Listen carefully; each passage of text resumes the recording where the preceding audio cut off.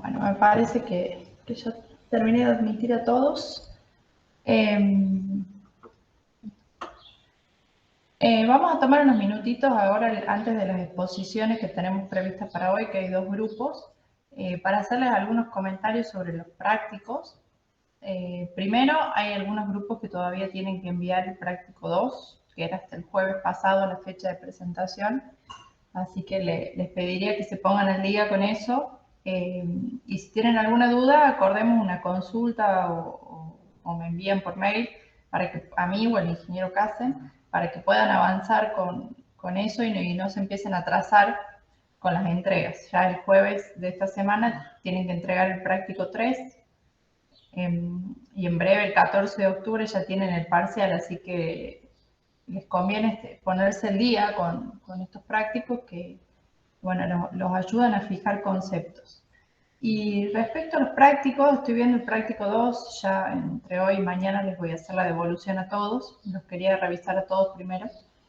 Estoy viendo algunas cosas comunes a todos los prácticos. Es muy importante que planteen un plano, en plano las curvas de nivel, que creo que un compañero de ustedes incluso se las envió al grupo, y lo ubiquen al puente y dibujen su sección transversal, porque ustedes tienen los datos también de la modelización con las alturas del tirante y los caudales. No es necesario que hagan de nuevo la modelización en el GEC, para eso justamente les enviamos esas memorias, y con algún grupo creo que conversamos que si bien el puente no estaba exactamente en el mismo lugar donde estaba hecho el estudio, podríamos estimar que no había variaciones en los caudales y en los datos hidráulicos, hidrológicos que ustedes tenían.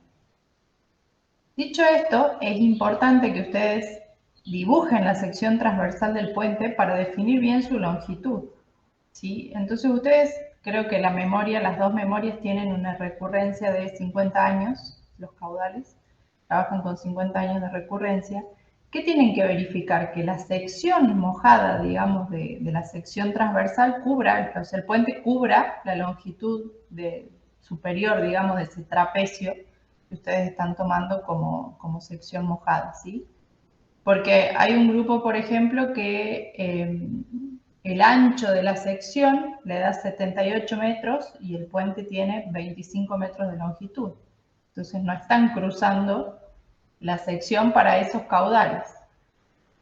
No sé si hay alguna duda, porque varios grupos tienen ese mismo error, digamos. Si hay alguna duda, nos pueden preguntar ahora y lo vemos unos minutitos antes de empezar la clase. Sí, ingeniero. Sí. Bueno, yo generé las curvas de nivel a partir de una serie de puntos que obtuve del Google Earth. Sí. Lo que pasa es que la precisión es medio pobre a la hora de trazar secciones transversales y cosas así con mi grupo. O sea, estuvimos renegando un poco con eso. Bueno, eso lo hablé en consulta con los grupos que estuvieron la semana pasada. Ustedes pueden simplificar esa sección transversal como un trapecio. Si no tienen, entiendo que las curvas de nivel me parece que estaban cada 5 metros por lo que me habían dicho, entonces no les alcanzaba por la pendiente del lugar para hacer una sección transversal. Lo que sí les alcanza es para ver el camino, porque muchos de ustedes proponen una modificación en la traza. Cuando ustedes modifican la traza, había algunos grupos que unas alternativas le quedaban como subiendo una loma que hay ahí a la par del camino. Entonces, ustedes, ¿cómo se dan cuenta? Tienen curvas de nivel muy seguidas y ustedes las atraviesan, digamos, con el camino transversalmente. Eso significa que el camino va a tener una gran pendiente. Imagínense si cada curva está cada 5 metros. Eso lo vieron ustedes en obras básicas, me parece, cuando hacen diseño geométrico vial.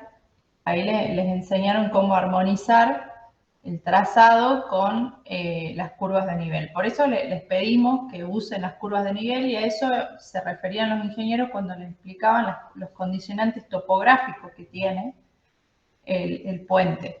Entonces, el trazar las curvas de nivel los ayuda a ver si la ruta puede pasar por donde ustedes lo están planteando, y un poco las pendientes que les dan esos caminos y el mismo puente. Había un grupo que tuvo que descartar una alternativa porque el desnivel entre un punto y el otro era muy grande. Por eso es importante las curvas de nivel. Y después la sección transversal la pueden tomar como un trapecio, la simplifican, digamos, como un trapecio, pero con eso pueden ver más o menos la longitud del puente, porque si no es a ojo, que muchos de ustedes la trazaron a ojo viendo en el Google Earth, más o menos con la inclinación que ustedes proponen, marcaron 2 puntos y la trazaron, pero esa imagen no sabemos qué caudal estaba circulando por el puente en el momento que tomaron esa imagen. Entonces, la longitud, además de la longitud del puente, además de tener en cuenta la topografía, se define con los datos hidrológicos. Entonces, toman el caudal con la recurrencia deseada, que en este caso ustedes tienen como dato los 50 años, entonces tienen que usar la ecuación de continuidad con esa sección transversal, o sea, Q igual a B por A se tiene que verificar siempre. Entonces, si ustedes toman el tirante que tenían de datos de la modelización hidráulica que les pasé, pueden definir el ancho del trapecio arriba. Entonces ponen un ancho en la base, el trapecio arriba, y con eso sacan la sección y la longitud del puente. ¿Está claro? Sí, ingeniera. ¿Qué pendiente lateral de ese trapecio recomendaría usted? Y pueden tomar uno en uno. Y eso depende de qué tan encajonado, eso también lo pueden mirar en las curvas de nivel. Si es una sección que está más encajonada, tendrá los taludes menos tendidos. Si es una zona donde se abre un poquito el valle, tendrá los taludes un poco más tendidos. Pero como simplificación, tomemos 45 grados, o sea, uno en vertical, uno horizontal. Perfecto, muchas gracias. ¿Alguna otra pregunta? A los grupos que les falta entregar, no sé si tienen alguna duda, la vemos ahora en 5 minutitos.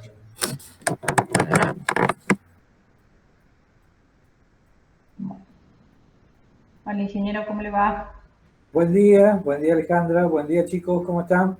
Buen día, ingeniero, muy bien. Ingeniero. Bueno, ingeniero. ¿Cómo están todos?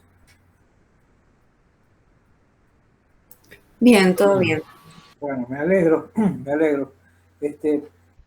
Bueno, yo escuchaba recién lo que les comentaba la ingeniera y realmente a todos nos ha sorprendido, digamos, esta cuestión del tiempo, de que ya se nos acerca la fecha del parcial, ¿no?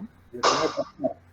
Entonces, el parcial está pensado para el 14 de octubre, como ya lo vimos, como ya el ingeniero Pérez le menciona a ustedes. Entonces vemos que ustedes están un poquito atrasados con respecto a los prácticos. Entonces les pedimos que por favor traten de acompañar los tiempos. A diferencia del año pasado, este año hemos sido más expeditivos, o sea, darles más información para que ustedes tal vez no distraigan su energía o su tiempo en buscar formas, etcétera. Nosotros ya le damos hechos prácticamente. Lo que tienen que hacer ustedes es modelar, asimilar y calcular. Y después sí, efectivamente, como le decía la ingeniera, tienen que presentar una documentación gráfica y escrita también, ¿no? Entonces, por favor, le pedimos que no se vaya más allá en el tiempo. Bueno, siguiendo con lo que ya veníamos conversando con ustedes, hoy tenemos previsto 2 exposiciones sobre los primeros prácticos de puente, ¿no? Entonces, bueno, pasamos a escuchar ahora, no sé si Alejandra, vos tenés el orden de exposición. ¿Quién? No lo encuentro ahora, el grupo 6, ¿puede ser? Sí, ingeniera, aquí estamos. Sí. Bueno, si quieren comenzar. Bueno, podríamos comenzar escuchándolo, ¿no? Ingeniera, tengo una consulta antes de empezar a exponer. Sí. ¿El parcial tendrá modalidad virtual o presencial? No hemos conversado todavía con los ingenieros, no sé, ingeniero, si usted sabe ya. No, justamente, bueno, hay conversaciones preliminares, pero no está nada definido todavía. Y esto lo tenemos que consensuar con la facultad. Entonces, cuando lo sepamos, le vamos a comentar para que ustedes, bueno, tomen sus previsiones del caso. Una pregunta respecto de la otra materia, ¿cómo están siendo los parciales que tienen? Porque en realidad la cuestión tiene que ver con los espacios. Entonces lo que tenemos que hacer es acordar con las otras materias, digamos, para que no haya superposición de aulas, para que sea presencial. Y si no, sería virtual, pero bueno. ¿Cómo lo están haciendo en las otras materias? Por ejemplo, en vías están viendo si nos toman parciales o no por el tema de que hay gente en otras provincias o no. Claro, esa es una cuestión también para gente de otras provincias. Exactamente. Bueno, así que yo supongo que para la semana que viene ya tendremos definido todo y ya consensuamos entre todos un sistema cómo va a ser el parcial. Ingeniero, Sí, ¿y la metodología cómo será? Es decir, ¿se tomará práctica, teoría? ¿Cómo será? y se va a tomar teoría y práctica, las dos cosas, ¿no? En lo que es práctica no es desarrollar un práctico, sino un ejercicio, una aplicación de la teoría. Algo parecido a lo que vieron ustedes en los prácticos, pero una pequeña partecita para que puedan hacer todas las otras cosas que, inclusive teóricas, que tengan parcial. Bien, perfecto, gracias. Bien, muy bien, Matías. ¿Alguna otra Ingeniero, pregunta? perdón, Sí, ¿hay recuperación del parcial? ya le va a decir el ingeniero Pérez, ya le va a decir, le va a comentar todas las cuestiones de la semana que viene. ¿Ah? Muy bien. Hay cosas que nosotros no tenemos respuesta, no, al menos ahora. ¿Cuándo sería el parcial, ingeniero? Disculpe. Y está previsto para el 14 de octubre, creo que jueves, ¿no?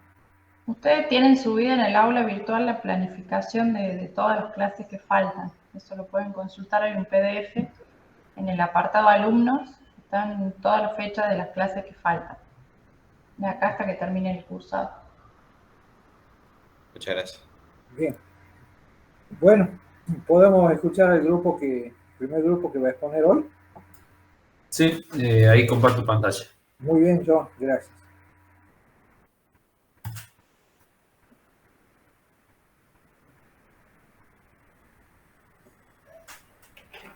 Se está viendo, ¿verdad? Sí, sí, se ve bien. Bueno, buen día. Bueno, nosotros somos el grupo número 6 que está compuesto por, bueno, Alderete Julián, Beljon, Matías Brizuela y Tortosa Federico. Bueno, para este primer trabajo analizamos la ubicación de un futuro puente carretero en la ruta provincial número 340, en el cruce con el río de San Javier, en la zona del acueducto de la Sala, en la provincia de Tucumán. A nosotros nos tocó analizar la posición número 2, donde se había producido el colapso de la estructura en la pila central en el 2015, como pueden ver ahí en la foto. Bueno, entonces para plantear la alternativa tuvimos en cuenta los siguientes parámetros: que el cruce debe ser lo más ortogonal posible, procurar el menor ancho del río, el subsuelo debe ser favorable para fundar, tenemos que tener profundidad y velocidad de las aguas que no deben ser excesivas, evitar curvas o variantes que perjudiquen el trazado de la carretera, ya sea antes o después. Y bueno, todo esto se tendrá que ver y coordinarse con la topografía y las condiciones del tránsito.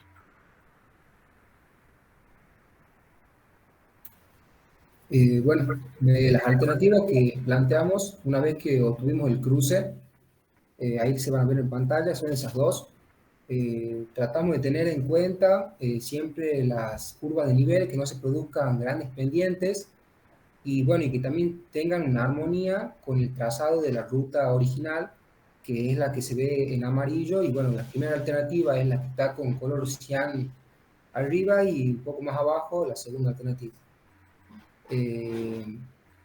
Bueno, en la primera alternativa se encuentra a 850 metros por aguas arriba del actual cruce. Tratamos de que el desvío que el desvío de camino siga paralelo a lo que es el cauce, ya que vimos con el Google Earth que con el tiempo el cauce se mantuvo bastante estable, no sufrió grandes cambios. Y lo último que puedo mencionar es que tiene una pendiente de 3,5% en esta alternativa. Bien, la segunda alternativa se encuentra a unos 370 metros aguas abajo del actual cruce. La longitud del desvío que hemos planteado es muy similar a la de la alternativa anterior, 1 kilómetro, 300 metros. Y lo que buscamos principalmente en este caso fue la menor longitud de cruce posible. Se puede ver en la imagen que, o sea, de hecho, que el cauce es muy angosto en este sector. Por otro lado, en el caso de este cruce se puede observar que el río toma un carácter más o menos meandroso, esto en contraste con la situación anterior. Entonces, teniendo en cuenta los criterios que hemos listado al comienzo, podemos decir que la primera alternativa tiene una gran estabilidad del cauce, consideramos que tiene suelo apto para fundación de pilotes, según los estudios que nos brindaron. La pendiente del cauce es menor, digamos, un valor moderado. Las velocidades son menores también por tener un mayor ancho del cauce, y estos dos factores traen un menor riesgo de erosión.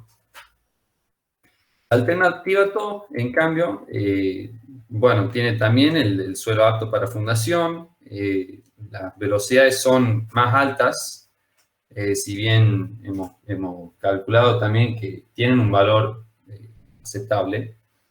El acceso al cruce no se ve afectado por las curvas que tiene la alternativa 1, tanto antes como después del puente. Y hemos señalado, hemos destacado como desventajas,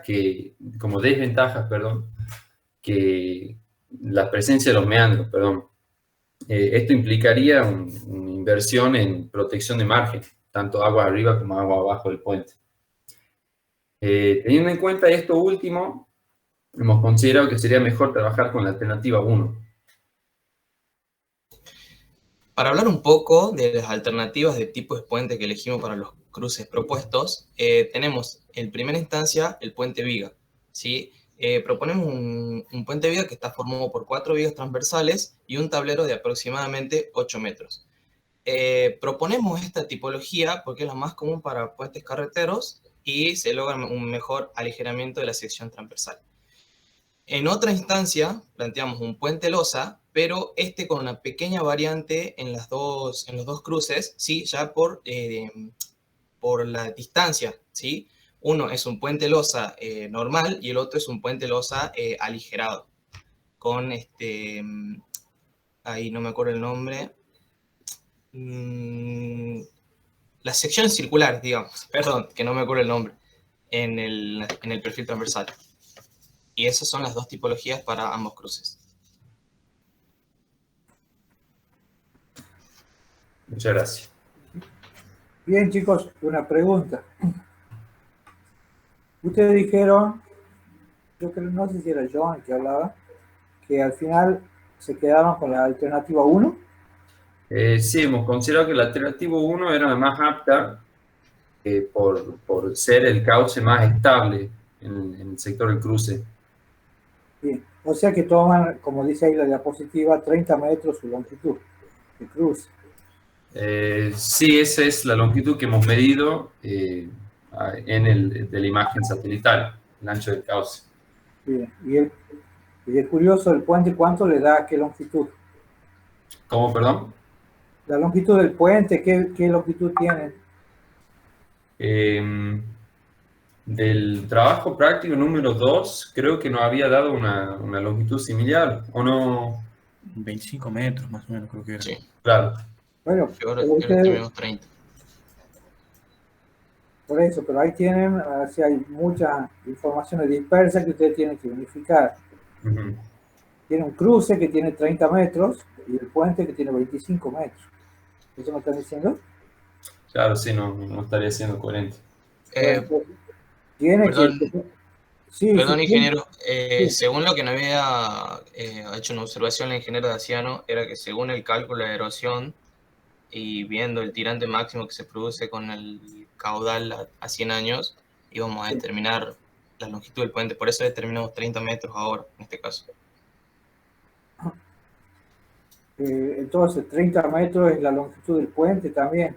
O sea, el cauce es 30 metros, la longitud del puente también. ¿Eso es? Sí, creo que ahí tenemos una incoherencia, ¿verdad? Disculpe. Bueno, lo tiene que, o sea, esto que estamos hablando con este grupo, con el grupo 6, vale para todo. Tiene que procesar el grupo, toda la información que vayan, digamos, asimilando, que vayan analizando, de manera que lleguen a una propuesta única y que sea coherente. No sé si me entienden. Que no, Justamente, perdón, hagan- eso que usted me está comentando es lo que les decía al principio. Si la sección tiene 30 metros, el puente no puede tener menos que eso. Claro.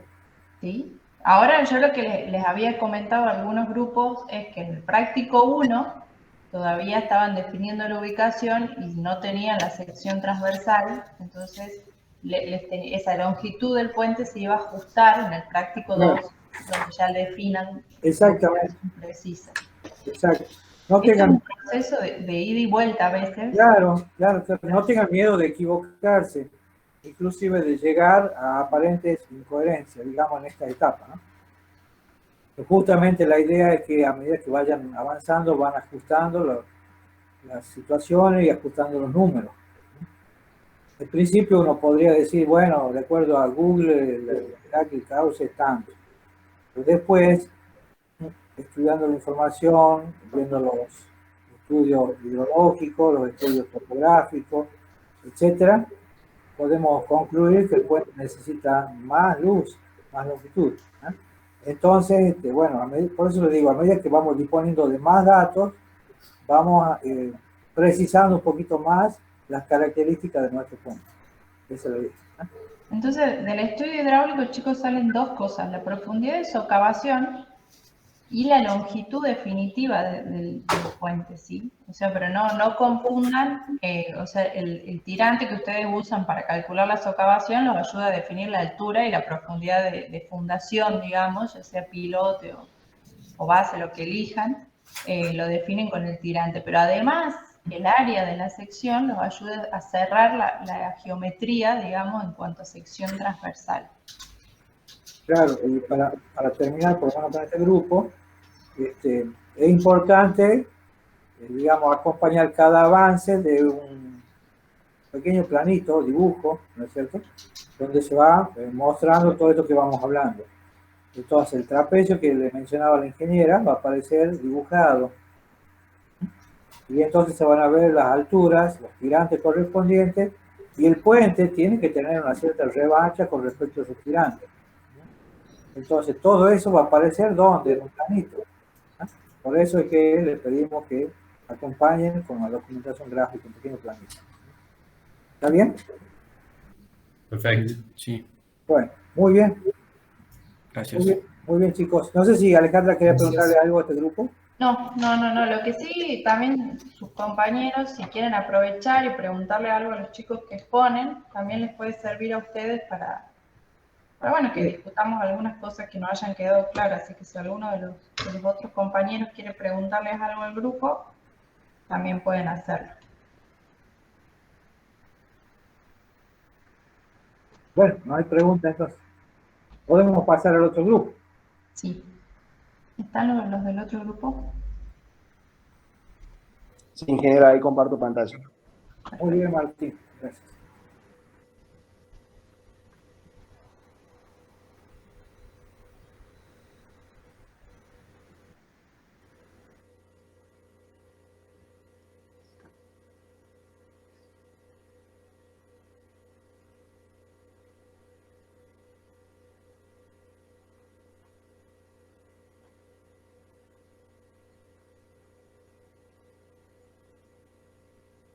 Bueno, ¿comenzamos?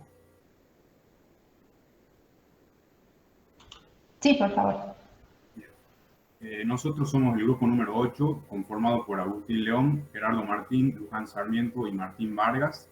Vamos a hablar un poco del trabajo práctico número 1, que consistía en los puentes, su localización y los datos preliminares. Como tarea teníamos que analizar la ubicación de un nuevo puente carretero y plantear al menos dos ubicaciones tentativas comparando las conclusiones arribadas y definiendo una de las dos alternativas para su análisis. Lo primero que realizamos cuando se nos dio el enunciado fue, mediante Google Earth, visualizar la localización del puente anterior y pudimos ver, como se muestra en la imagen, que el puente que se encontraba anteriormente se vio afectado a partir de fenómenos climáticos que fueron unas lluvias del año 2015, lo que aconteció en una creciente, una circulación de volúmenes extraordinarios y un arrastre de materiales, lo que condujo al colapso del puente, como se puede visualizar. Para profundizar un poco más, decidimos investigar en internet algunas noticias y pudimos ver que debido a esas lluvias cayeron no solo este puente, sino 8 puentes más en la provincia. Y pudimos visualizar dos cosas fundamentales. Una que era la importancia que tenía el puente a nivel provincial, ya que unía a las localidades de San Javier con la de Raco. Y otra noticia, que es la que se ve abajo, que decía que habían pasado 6 meses desde que había ocurrido el fenómeno climático y aún no se encontraban soluciones, por lo que nosotros interpretamos que no solo tenía una cierta importancia a nivel provincial por la unión de estas dos localidades, sino que también necesitamos, además de una óptima solución, proponer una solución que sea rápida para seguir el curso de la vida de los vecinos y el desarrollo turístico de la zona, entre otras cosas. Ahí podemos ver dos imágenes más de cómo había quedado el puente anterior.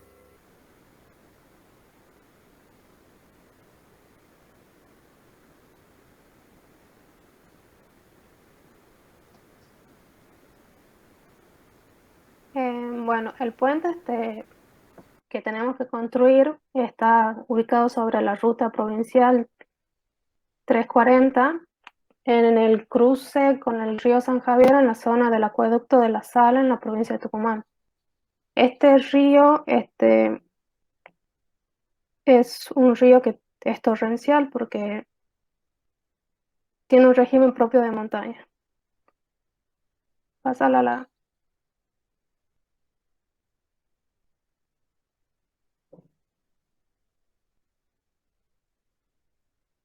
Bueno, en la diapositiva anterior se podía ver el tramo justo de la ruta. Para el tema de la localización de la obra, tuvimos en cuenta, ahora sí pásala a la otra, que sea el menor ancho de río, que el suelo sea favorable para fundar, que la profundidad y la velocidad de las aguas no sean excesivas. Tratamos de evitar el tema de las curvas muy pronunciadas, tanto al comienzo como al final del puente. Y bueno, con todo este conjunto de cosas, más la topografía y la zona, tratamos de emplazar las dos alternativas del puente.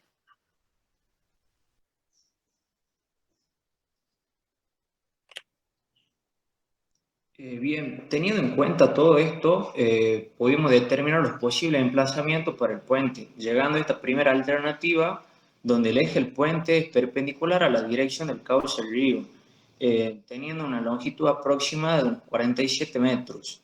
Ahí podemos ver más o menos cómo sería la traza que uniría el puente con lo que sería la ruta. También llegamos a una segunda alternativa donde el eje del puente es oblicuo a la dirección del cauce del río y llegando a una longitud aproximada de unos 55 metros. Haciendo una comparación de estas dos alternativas, llegamos a que la alternativa 1 tiene menor longitud, no invade viviendas y que la alternativa 2 aprovecha mayoritariamente la ruta anterior. Esto implica un menor impacto económico y menor tiempo de trabajo. Esta alternativa tampoco invade vivienda, pasa por menos terrenos y el tramo en que estaría emplazado el puente es menos sinuoso, por lo tanto nos estaría ahorrando problemas relacionados a la erosión y la migración de meandros en los años posteriores. Por lo que entre estas dos alternativas optamos por la alternativa número 2. Bueno, ahora con la elección de la alternativa 2, cuando fuimos a ver la topografía, tuvimos un gran inconveniente. Como decía la ingeniera al principio de la clase, se nos intersectaba con una montaña que está a margen izquierda, en el cual tuvimos que descartar esa posibilidad. También en la entrada del puente, la ruta tenía una curva muy pronunciada. Esto podía solucionarse, pero lo de la topografía no. Por lo tanto, se decidió descartar esta alternativa 2 y planteamos una alternativa 3, en la cual es un puente de eje oblicuo en la dirección del cauce del río y tiene una longitud aproximada de 50 metros. Acá como ventaja también vemos que el trazado de la ruta sería mucho menor a los antes propuestos.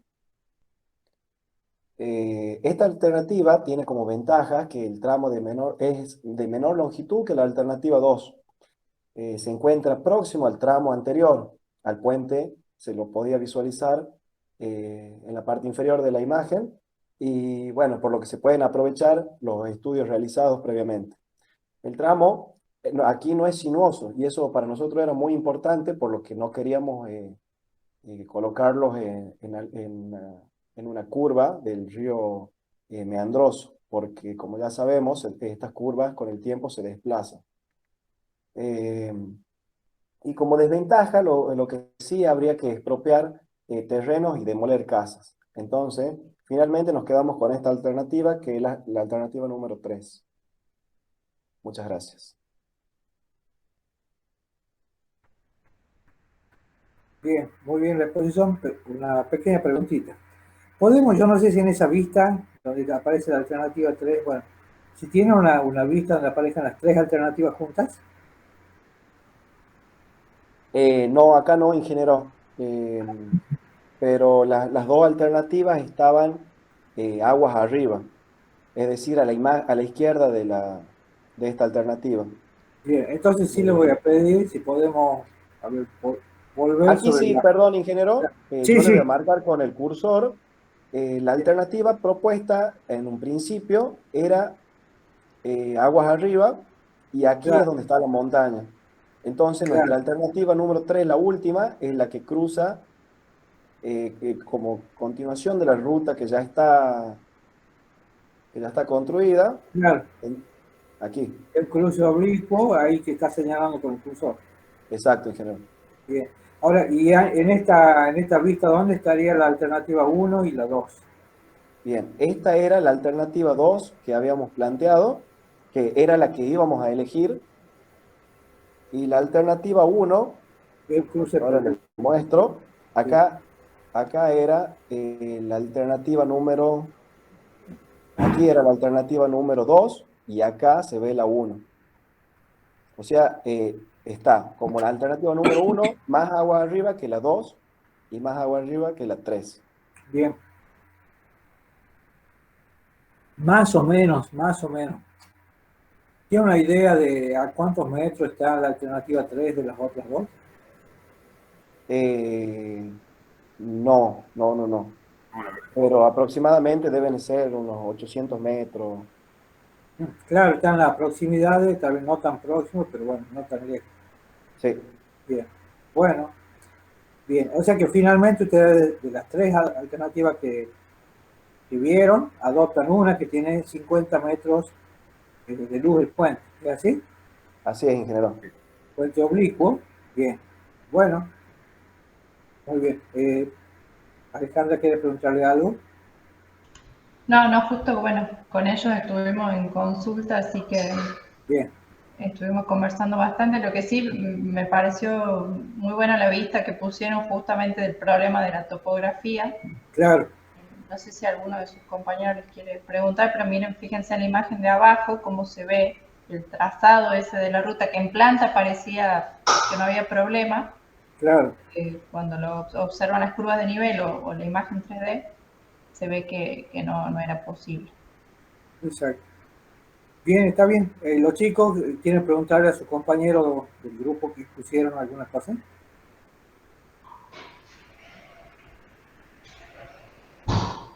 Bueno, no hay preguntas, parece. Bueno, muy bien, chicos, muchas gracias. Lo que sí, Gracias. me permite el último comentario, Gracias. como les decía recién el ingeniero, todos presenten, o sea, agreguen a su práctico 1 una vista de todas las alternativas superpuestas. Así se ve la ubicación en planta, digamos, y la comparación de unas con otras. Claro, es interesante eso porque hay sobre un mismo dibujo, digamos, gráfico, una misma información gráfica que nos permite ver las alternativas que ustedes han trabajado. Y en general todos andan en la zona, o sea, me refiero a que habrá, recién decíamos 800 metros, capaz que en otras propuestas habrá menos distancia, otras más distancia, pero bueno, todos están en esa zona. Así que interesante analizar sobre una única información gráfica las alternativas que ustedes han ido a trabajar. Bien. Bueno, muchas gracias al grupo. Gracias a ustedes, ingenieros. Bien, gracias. Gracias. Y ahora, está bien. Y ahora, bueno, vamos a hablar del práctico número 4. Alejandra, ¿lo podés presentar en la pantalla? Si no lo presento yo. Bueno, si lo tiene, mejor porque... Sí. Ya lo busco yo. Sí, el PDF.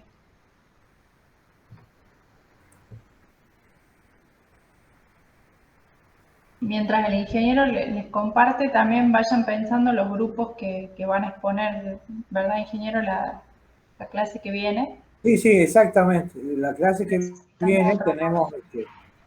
exactamente. Tenemos la exposición, ya vamos a comentar. ¿Están viendo lo que yo estoy compartiendo? Sí. Bien.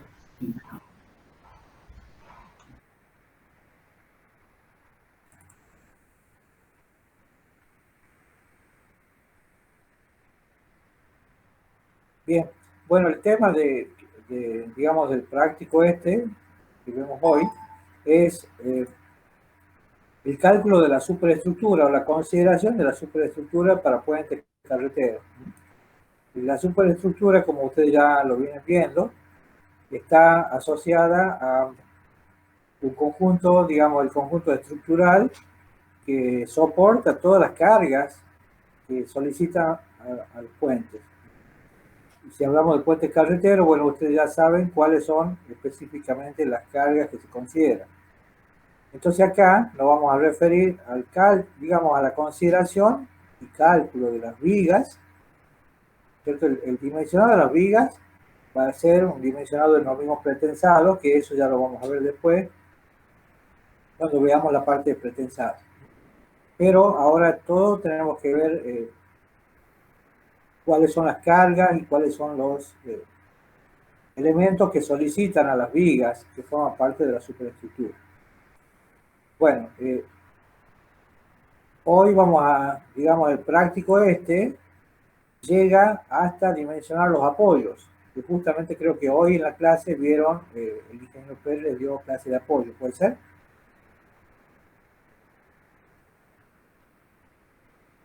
Hoy terminamos de ver la clase de apoyo y empezamos con pila. Muy bien, gracias Alejandra. Supongo que los chicos no han contestado, pero supongo que estaban prestándole atención a la clase del ingeniero Pérez, la parte de apoyo. Bueno. Este es el enunciado del práctico y habla justamente de esto que estamos hablando.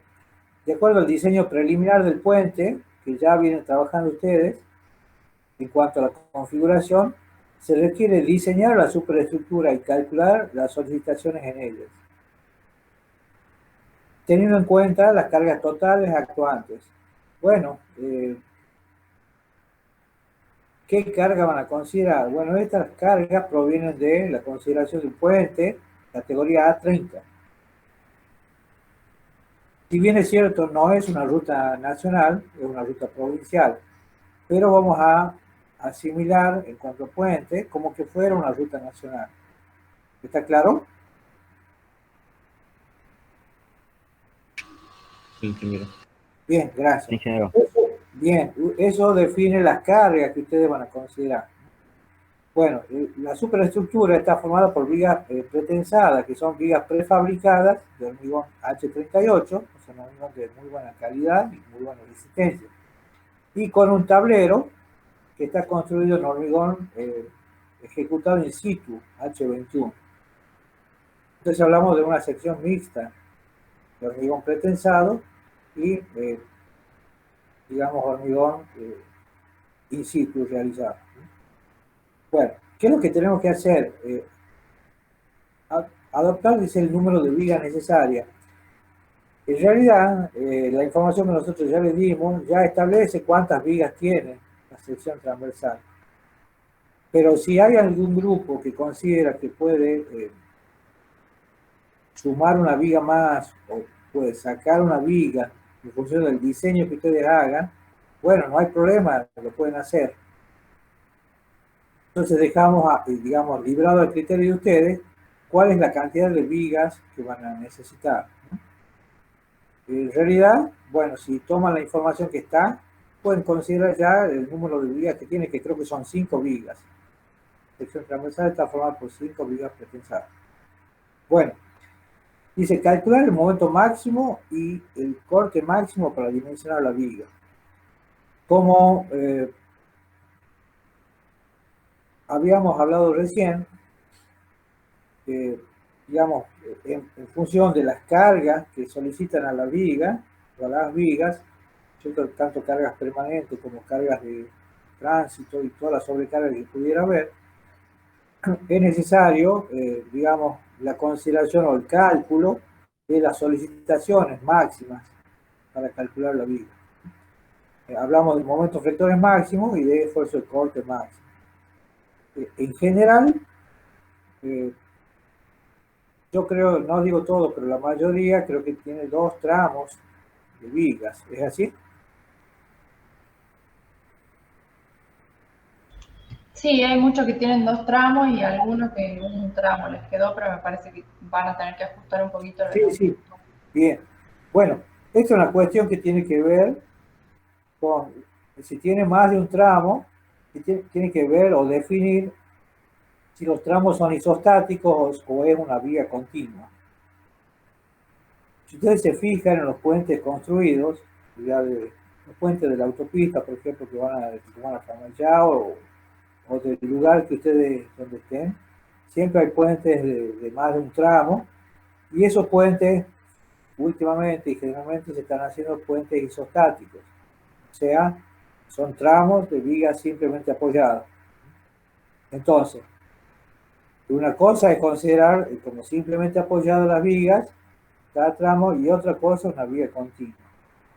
Bueno, para calcular los momentos de corte máximo, en realidad tendrían que calcular las líneas de influencia de los tramos correspondientes, tanto para el momento flector como para el esfuerzo de corte. Y luego determinar las envolventes. ¿No? Bueno, pregunto. Supongamos que analicemos un tramo de viga simplemente apoyada. ¿No? Entonces, ¿qué carga vamos a considerar? A ver.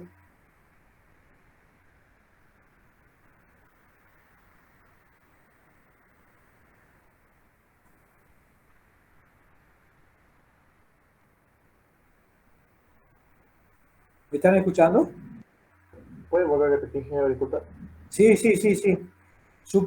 Supongamos que queremos calcular las solicitaciones máximas en una viga que es simplemente apoyada, que es el tramo de una viga de puente simplemente apoyada. ¿Qué cargas consideramos? La carga distribuida. Ajá, bueno, ¿qué carga distribuir? ¿Cuáles? ¿Sería el peso propio del tablero? Bueno, consideramos peso propio o cargas permanentes, pero de tablero, no solamente de tablero, sino de todos los elementos que, digamos, que contribuyen al peso, claro, que tienen peso. El tablero, la viga también tienen peso propio, ¿o no? Las barandas, todos los elementos que tienen cargas permanentes, digamos, tienen una componente de carga que es permanente, que es el peso propio. Entonces consideramos los pesos propios de todos los elementos. ¿Sí? ¿Está claro hasta ahí?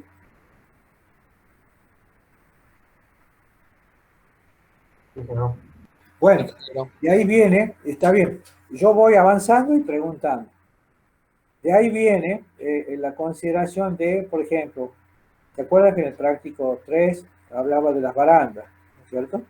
Entonces, depende del diseño de baranda que ustedes hayan adoptado o elijan, va a ser el peso propio, la carga permanente que va a tener esa baranda.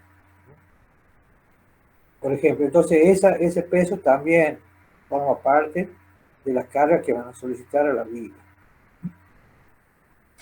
Bien, o sea que para determinar las cargas permanentes es como que tenemos que considerar que el puente está armadito con todos los elementos y todos los detalles constructivos y en cuanto a cargas permanentes todos aportan su cuota de carga permanente o de peso propio. Claro, es el tablero, las vigas principales, vigas transversales, todas aportan, ¿bien? Porque son pesos que hay que soportar. Bueno, y después hablamos de las sobrecargas. ¿Qué sobrecargas tienen las vigas?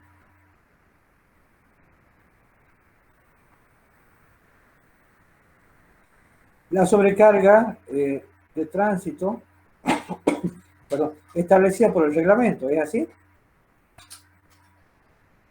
Sí, ingeniero. Bien, bueno, Sí, ingeniero. ¿cuántas? Y eso está dado por, si decimos el puente es A30, son aplanadoras, ¿no es cierto? ¿Cuántas aplanadoras ponemos? Bueno, esto no hace falta que me respondan a mí, pero es importante que ustedes lo sepan. Tenemos que cargar, en cuanto a la sobrecarga, poner las aplanadoras que corresponden y en el lugar que corresponde. Entonces, ¿cuántas aplanadoras corresponden? A ver.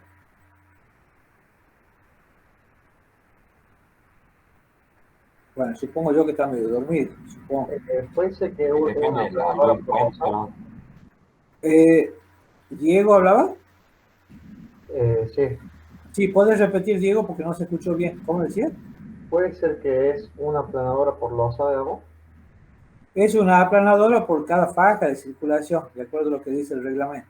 Esto que estamos hablando le sirve para el parcial, porque son preguntas que se saben tomar, digamos, preguntar. Entonces, se pone una aplanadora por cada faja de circulación, y la faja de circulación tiene 3 metros de ancho. ¿Sí? Entonces, lo que tenemos que hacer es dividir la longitud, el ancho de calzada, en 3 metros. ¿Qué ancho de calzada están manejando ustedes?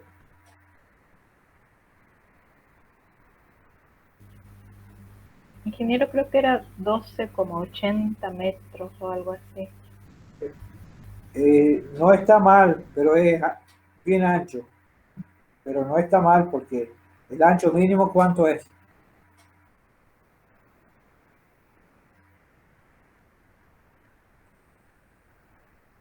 ¿Qué dice el reglamento de vialidad de la nación? El ancho máximo son 8 metros 30 centímetros. ¿Ah? ¿Sí? Entonces, de ahí para en adelante o de ahí para arriba, no hay problema. 12 metros, un puente ancho, pero puede ser. ¿Sí? Pero estamos hablando de calzada solamente. ¿Eh? O sea que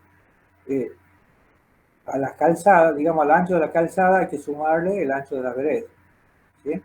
Entonces, normalmente un puente puede tener lo que es calzada, en general 10 metros más o menos de ancho. Y 1,5 metros para cada lado que corresponde a cada vereda. ¿Eh? Son 10 más 3 metros, son 13 metros de ancho total. ¿Sí? ¿Está claro? Bueno, no es que sea obligatorio, pero en realidad tiene que tener más de 8,30 metros la calzada. Entonces, volvamos para atrás. A ese valor del ancho de calzada lo tiene que dividir en 3 metros. Y eso le va a dar cuál o cuánto es el número de fajas de circulación que ustedes tienen y por lo tanto una aplanadora por cada faja de circulación. Le va a determinar la cantidad de aplanadoras. ¿Está claro? Sí, ingeniero. Bien, bien. Con la cantidad de aplanadoras, según el reglamento y también en la teoría deben haber visto que hay coeficientes de reducción de las cargas. O sea, cuando tienen más de 2 aplanadoras, las cargas se aplican no en un 100%, sino, por ejemplo, creo que si tenían 2 aplanadoras, se aplica el 95%. Si tienen 3 aplanadoras, creo que es el 90% de las cargas. Y así. Eso está establecido también en el reglamento. Bien. Con ese valor es importante porque tenemos, lo que nosotros tenemos que ver es cuáles, porque ahí está el problema central, cuáles son las cargas, que es esto que estamos viendo ahora, y dónde las ubicamos. ¿Dónde las ubicamos? En una viga simplemente apoyada, ¿cuál es el lugar más desfavorable, digamos?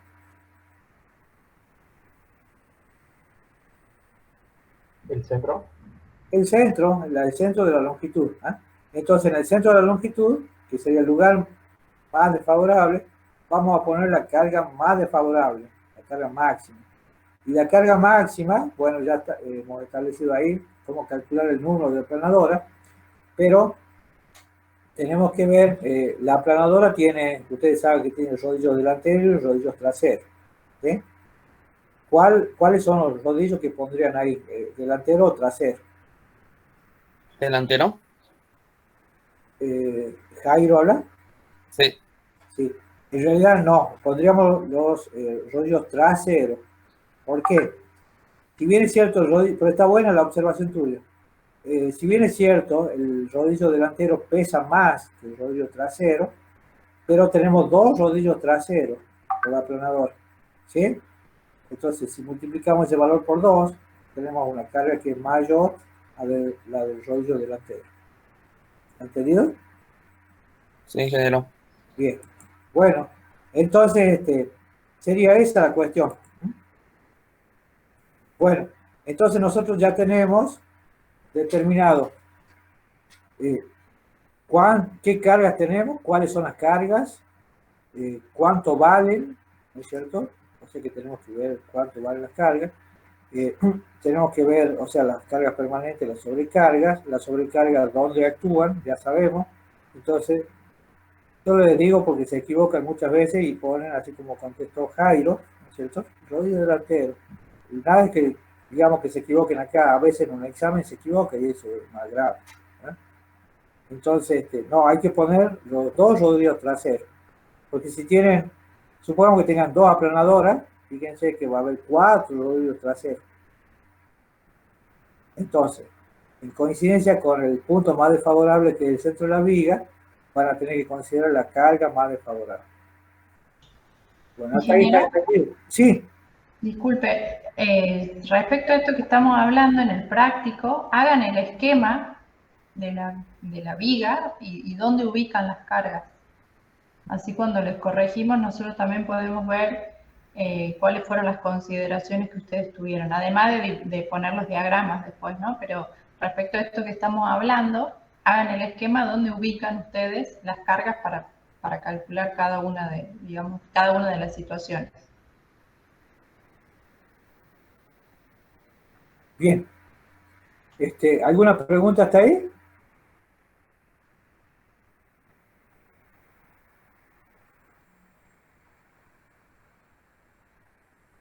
Bueno, y una última cosita, que no lo hemos hablado, pero no porque me haya olvidado, sino porque yo la dejaba para el final, es que todas estas cargas que estamos considerando, hay algunas que, por ejemplo, las aplanadoras se consideran como que están en movimiento. Entonces tenemos que considerar un efecto dinámico. Y entonces eso lo hacemos a través del coeficiente de impacto. El coeficiente de impacto se calcula.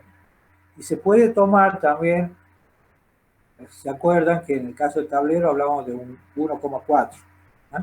En el caso de vigas, el coeficiente de impacto depende de la luz. Hay una tablita ahí en el reglamento de vialidad que establece. Pero podemos tomar directamente aproximadamente 1,4. ¿Está entendido, no es cierto? Bueno. Sí, pero... Bien. Una última cosita, o sea, una vez que ustedes ya determinan las cargas, tienen que ver, como le decía la ingeniera recién, hacer un esquema de las vigas y ver dónde actúan las cargas, poner ahí. ¿eh? Ese esquema, le pedimos 2 esquemitas, una planta y una vista. En la planta va a aparecer el número de aplanadoras y en la vista va a aparecer la ubicación de las cargas respecto de la longitud de la viga. ¿Está claro?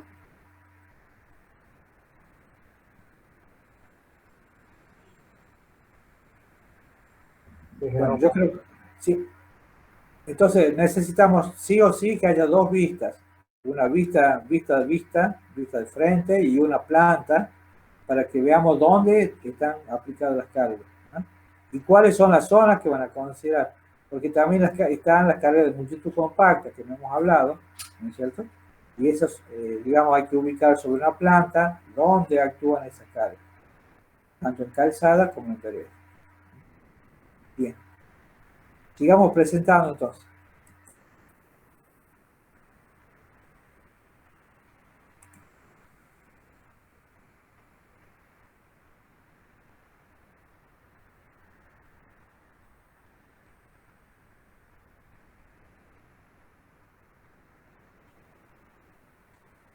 Yo voy a salir mi imagen para que se pueda ver la presentación, ¿puede ser?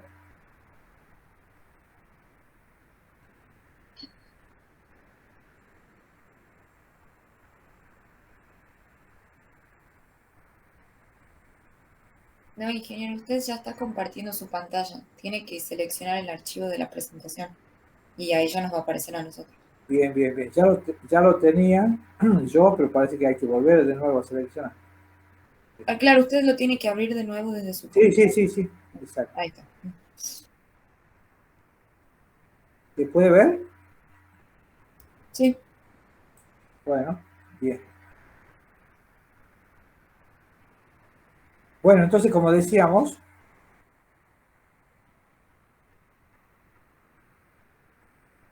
¿dónde estamos recién? Entonces, se pide adoptar el número de vigas, eso ya lo hablamos, calcular las solicitaciones en las vigas, ¿sí? Para dimensionar la viga.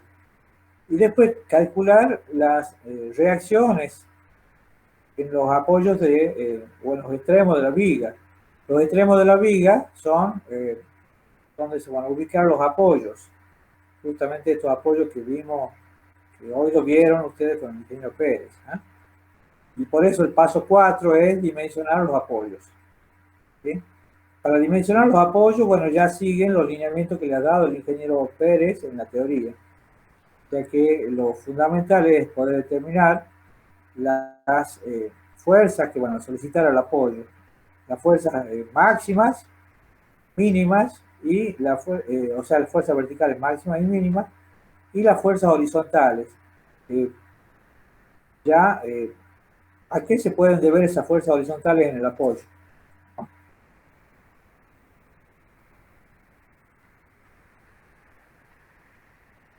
Por ejemplo, cambio de temperatura y inclusive acciones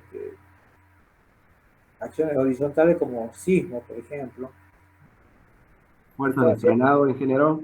Fuerza de frenado, exactamente, ¿eh?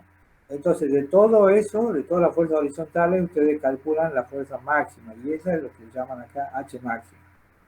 Eso le va a servir también para dimensionar el apoyo. Bueno, eso es lo que se pide. Y ahora, alguna nota de aclaración.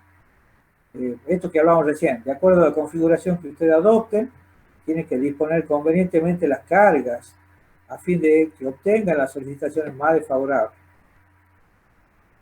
Explicitar los criterios para la evaluación de la distribución transversal de carga adoptada.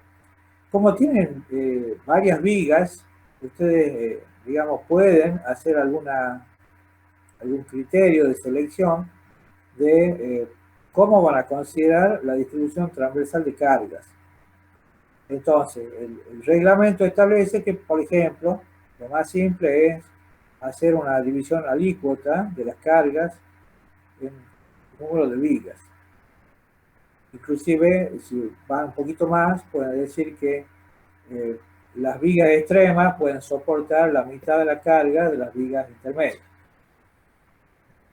O bien pueden aplicar un método de evaluación de cargas como lo que se dio en teoría también, ¿eh? Así que eso no hay problema. Bueno, al punto al gráfico, esto que decíamos recién, los diagramas correspondientes, ¿eh? Y como siempre, si necesitan algún otro dato como que no se les haya dado, se permite adoptar los datos y explicitar qué criterio han seguido, ¿no? Por ejemplo, una cosa que se me ocurre a mí que les puede pasar a ustedes es cuando calculan el apoyo,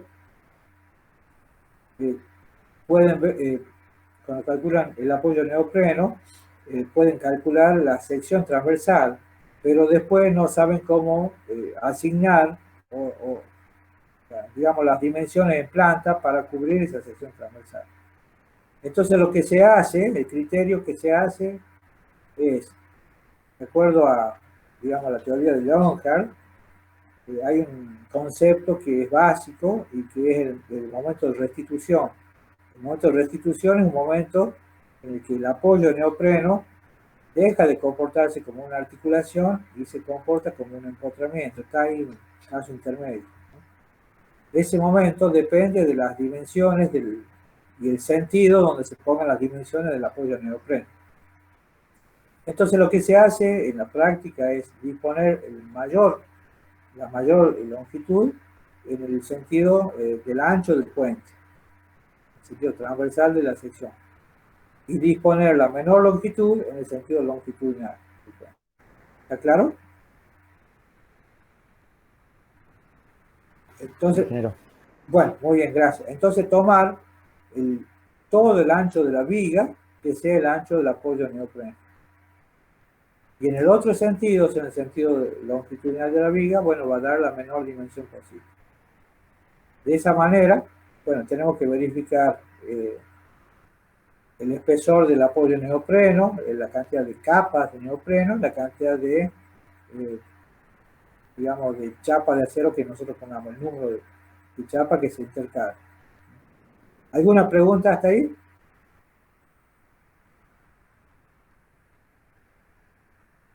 No.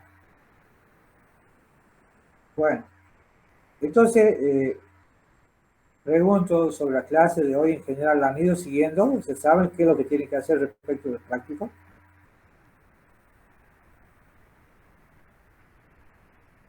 Sí, ingeniero. Bueno, muy bien. Nosotros siempre estamos dispuestos a recibir consultas de ustedes, así que si no entienden algo, aunque sea fuera de clase, nos preguntan. Y lo que nosotros queremos es, en realidad, este año respecto del año pasado, se ha facilitado mucho la tarea de ustedes, en el sentido de la búsqueda de información.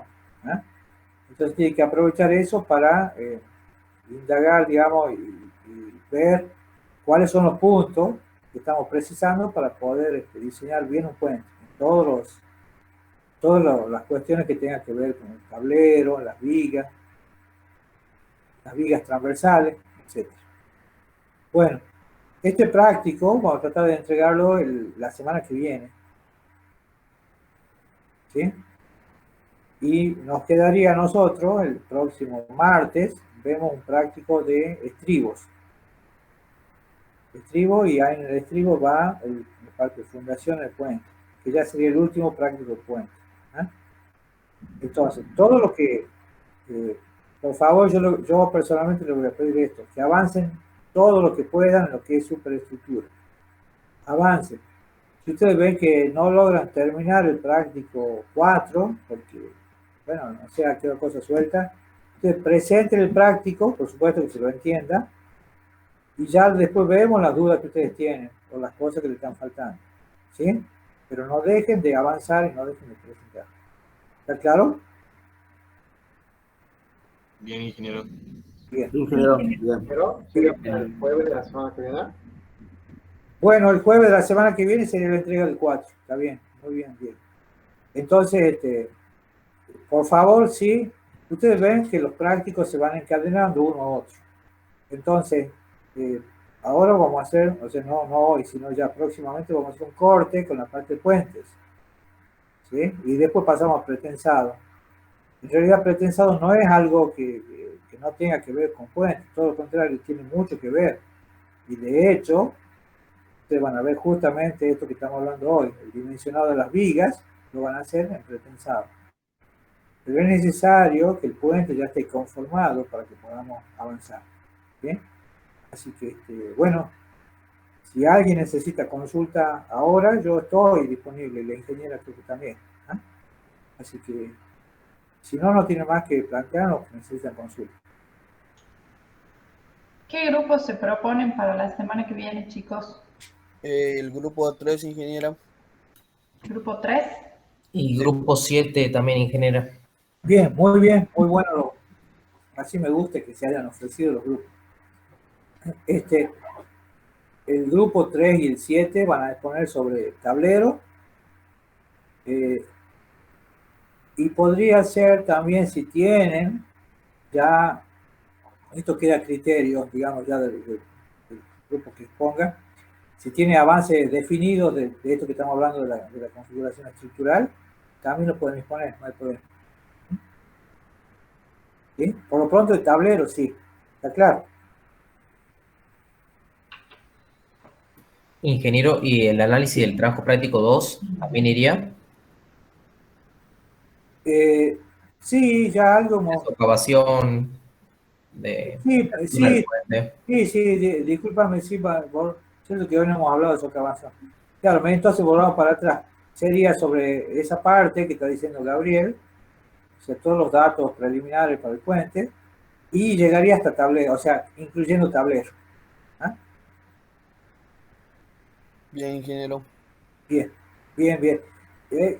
Podemos hacer una presentación, o sea, de cada grupo un poquito resumida, pero que tome esos dos temas, cosa que lo podamos refrescar entre todos, y si hay alguna pregunta o cosa que está bien. Pero va a ser importante porque, bueno, en todo caso ya vemos el otro martes, que sería 2 días antes del examen, del parcial, perdón, ya hacemos es interesante lo de la superestructura también. Así que, bueno, entonces sería todos los datos preliminares, datos hidrológicos, topográficos, etcétera, la conformación del puente y el cálculo de tablero. Hasta ahí. Una cosa resumida, pero que incluya eso. ¿Bien? O sea, prácticos 2 y 3 sería. ¿Está bien? Perfecto, ingeniero. Bueno, muy bien. Bueno, chicos. Ingeniero, disculpe. Sí. Para pedirle una consulta algún día, ¿nos podría pasar su mail o por dónde lo comunicamos? Sí, la ingeniera le puede, Alejandra, ¿le puede pasar mi mail al chico? Sí, ya se los paso por el grupo. Y me comunican, sí, exactamente, si alguien necesita. Sí. Listo, bueno, muchas gracias. Bueno, muy bien. Bueno, chicos, yo quedo entonces a la espera de ustedes y bueno, cualquier cosa nos comunicamos.